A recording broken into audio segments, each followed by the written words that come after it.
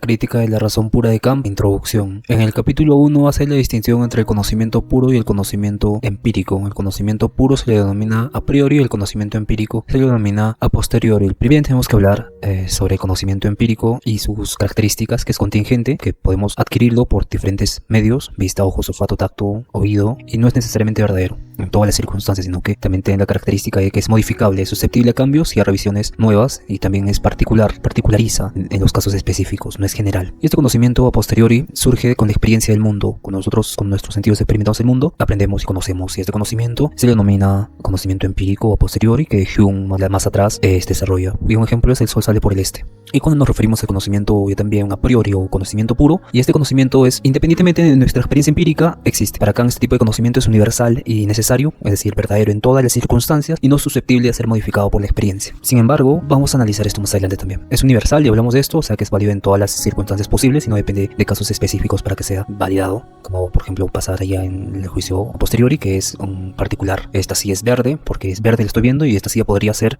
morada y también sería válido, depende del caso particular, pero este conocimiento es universal ya también, y es necesario porque no podría ser de otra manera. No se puede concebir que sea falso, como el tiempo, el espacio, 2 más 2 es 4. Es inmutable porque no cambia con el tiempo, ni con las experiencias, ni con nada, y es independiente de la experiencia. No requiere una observación ni interacción con el mundo físico para saber que es conocido, como las matemáticas, la geografía, la geometría, y las cosas de las ciencias físicas. ¿Y cómo se interrelacionan este conocimiento a priori con el conocimiento a posteriori o con la experiencia? Básicamente Kant nos dice que este conocimiento a priori, que es independiente de la experiencia, es fundamental para nuestra experiencia, para organizar y dar sentido a la experiencia misma de la individualidad de la persona. Un ejemplo de esto es el más famoso, bueno, no es el más famoso, sino es lo que Kant recomienda, que es espacio y tiempo, que son dos formas puras de intuición a priori, y el concepto de causalidad también, donde espacio y tiempo son condiciones a priori que permitan que tengamos experiencias sensoriales. No podemos tener experiencias sin concebir los fenómenos dentro del marco del espacio y el tiempo. Son como programas que le ponemos al celular para que es el Android del celular. Entonces nosotros tenemos este espacio y tiempo incluidos que nos permite experimentar el mundo exterior. Es un tipo de Matrix, por así decirlo, pero a nivel de la filosofía moderna. Cuando hablamos de 1800 a 1900, por ahí. Entonces el concepto de causalidad dice que todo tiene causa, todo hecho tiene una causa, todo evento tiene una causa, y esto es a priori porque no lo obtenemos observando todos los eventos del mundo. Tenemos que ir al Big Bang para saber que esto es cierto, porque todo hecho tiene una causa. Sin embargo, lo aplicamos a nuestras experiencias para poder interpretarlas y para poder comprender también la realidad. Y esto es la relación entre el conocimiento a priori y la experiencia. Tenemos que tener en cuenta las características, que son necesidad, universalidad, modificabilidad y fuente, pero esto es secundario. Ahora pasemos al segundo capítulo, que nos habla que estamos determinados con conocimientos a priori, incluso que van más allá del sentido común, que en el sentido común hay ciertos a priori que tenemos, como espacio y tiempo, que ya forman nuestro modo de actuar en el mundo. Kant argumenta que incluso en el sentido común poseemos ciertos conocimientos que no derivan de la experiencia, como el concepto de causalidad o el concepto de tiempo, sino que ya están inmersos en el programa, por así decirlo, humano. Por ejemplo, para que podamos entender que un evento sigue a otro, necesitamos el concepto de tiempo, y esto ya organiza y modifica la realidad, dándole una cronología a los eventos. Y vamos a hablar de este segundo capítulo también porque menciona en B6 se clasifican las fuentes, bueno, las páginas serían B7, B8, que dijo en B5, y en filosofía se hace este tipo de categorización en vez de las páginas, sino ya también de párrafos, donde podemos ver precisamente en qué punto dijo tal cosa, porque en filosofía los conceptos son tan abstractos que necesitas tener toda una interpretación propia tuya para darle sentido a lo que va a seguir después, en B7, en B8, en B9, pero básicamente esto es una ayuda porque en las traducciones o en las interpretaciones se usa este tipo de nomenclatura. En B6 entonces menciona que no podemos eliminar este espacio. Igualmente, si el concepto empírico de un objeto cualquiera, corpóreo o incorpóreo, suprimimos todas las propiedades que nos enseña la experiencia, o sea, los sentidos, ¿no? No podemos de todas formas quitarles aquellas mediante las cuales pensamos dicho objeto como sustancia o inherente a una sustancia. No podemos, si eliminamos nuestros 5 sentidos, igual va a haber algo que nos va a permitir pensar en un objeto, en la esencia de un objeto, o inherente a la sustancia. Tengamos en cuenta que sustancia y esencia son no sinónimos, pero son parecidos. Es para describir lo que significa un vaso, por ejemplo. De forma empírica podemos experimentar un vaso tocando el vaso, viendo el vaso o escuchando caerse un vaso, pero la idea que tenemos, lo que pensamos de esa sustancia que sería vaso, eso ya viene implícito en la mente, pero aquí ya no nos habla de cosas empíricas, no como el vaso, sino ya nos habla de cosas mucho más profundas como el tiempo, por ejemplo, o el espacio, y estos son mucho más complejos porque no lo experimentamos pero según Kant dice que el tiempo y el espacio son formas a priori que no podemos conocer, son intuitivas, están antes de la experiencia, siquiera. Aunque este concepto sea más determinado que el objeto en general, debemos pues confesar convencidos por la necesidad con que el concepto de sustancia se nos impone. Hay algo que nos impone ya estas formas a priori, ¿no? Como el espacio, por ejemplo. Se impone al individuo para que pueda experimentar, organizar ya de forma sensible, que se asienta en nuestra facultad de conocer a priori.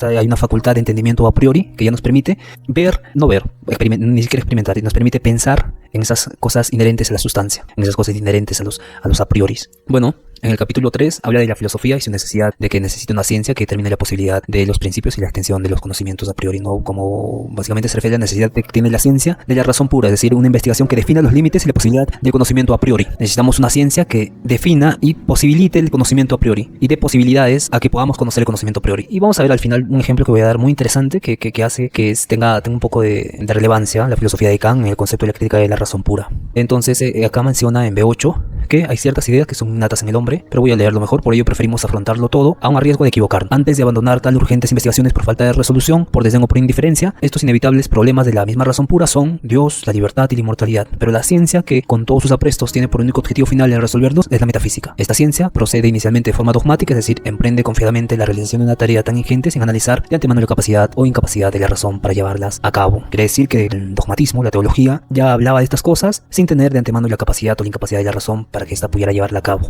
No hay una tarea de analizar el principio de los a priori, por así decirlo. Una vez definido lo que es el juicios científicos a priori, más adelante vamos a hablar de ellos. No se asusten, no es difícil, vamos a hablar de ellos. Y estos conceptos de Dios, libertad y mortalidad, mencionan acá que no podemos hablar de ellos porque están mucho más allá de la razón. No sé si existen o no existen, pero no podemos hablar de ellos porque, como vimos acá en el capítulo 3, pone la posibilidad de principios, ¿no? No hay posibilidad, es una filosofía de la posibilidad de estudiar lo metafísico o no estudiar lo metafísico. Se nos dice eso Kant en B7, en la introducción a la crítica de la razón pura. En el capítulo 4 hace la distinción entre los juicios analíticos y los sintéticos. Kant introduce una de sus distinciones clave: los juicios analíticos, que no amplían el conocimiento, solo explican lo que ya está en el concepto, y los juicios sintéticos, que añaden nueva información.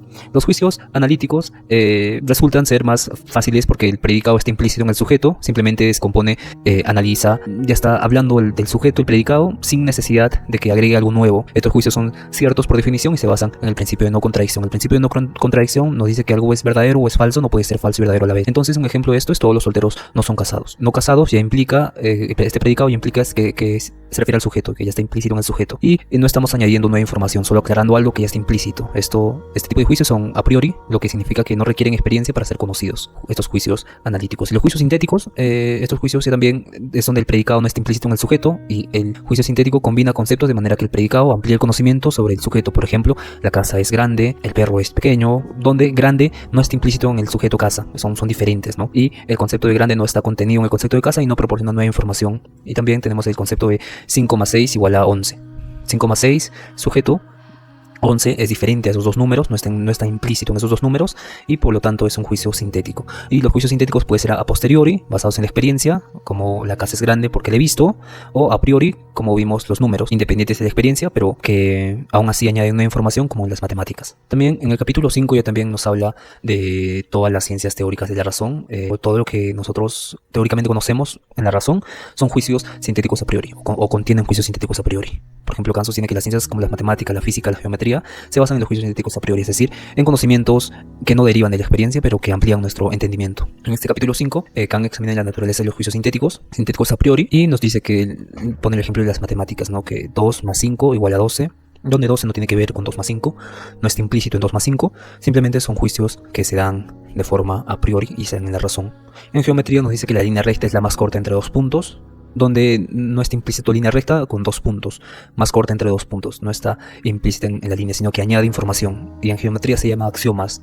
Estos axiomas son verdades, por más que nosotros la juzguemos o digamos que no, ya son cosas dadas, establecidas, son a priori. Y en las ciencias físicas nos dice que contienen juicios sintéticos a priori, como principios físicos, ¿no? Por ejemplo, la tercera ley de Newton: en todas las modificaciones del mundo corpóreo permanece invariable la cantidad de materia, o todo hecho tiene una causa, del principio de causalidad. Kant en metafísica ya también sostiene que debe haber conocimientos sintéticos a priori para ampliar nuestro conocimiento más allá de lo que puede ser entendido a través de la experiencia empírica. O sea que se necesita de un conocimiento más avanzado para ampliar nuestro conocimiento, y al ampliar nuestro conocimiento podamos conocer lo metafísico. Eso en esta interpretación menciona Kant, porque en este mismo capítulo 5, en la sección que está en B18, nos dice, voy a leer Textualmente, su tarea, bueno, acá se refiere a los juicios sintéticos a priori y nos habla de la metafísica, donde dice que su tarea no consiste simplemente en analizar conceptos que nos hacemos a priori de algunas cosas y explicarlos analíticamente por este medio, sino que pretendemos ampliar nuestro conocimiento a priori. Por ello tenemos que servirnos de principios que añadan al concepto dado algo que no está en él y alejarnos tanto del mismo mediante juicios sintéticos a priori que ni la propia experiencia pueden seguirnos. Kant sostiene que debe haber conocimientos sintéticos a priori para ampliar nuestro conocimiento más allá de los que pueda ser obtenido a través de la experiencia. Ahora vamos a ver la diferencia entre el juicio analítico a posteriori y juicio analítico